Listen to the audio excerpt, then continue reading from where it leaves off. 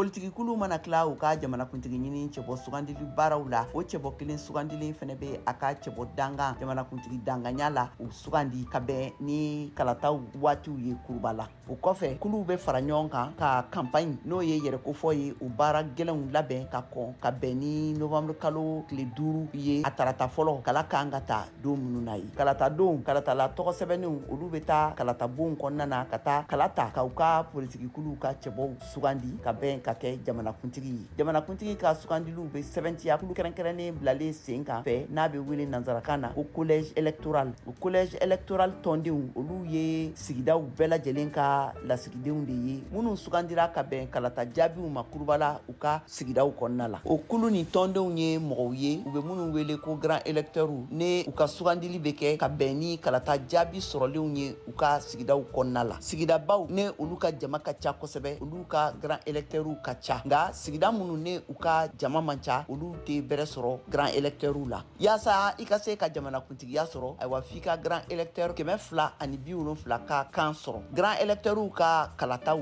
olu be kɛ kalo kelen kalataba yɛrɛ kɔfɛ nga jamanakuntigi kura ka baara tɛna daminɛ fo a ka kalikasiɲɛ waati la min be taa kɛ ka bɛn janvier kalo san 2025 laban waatiw ma.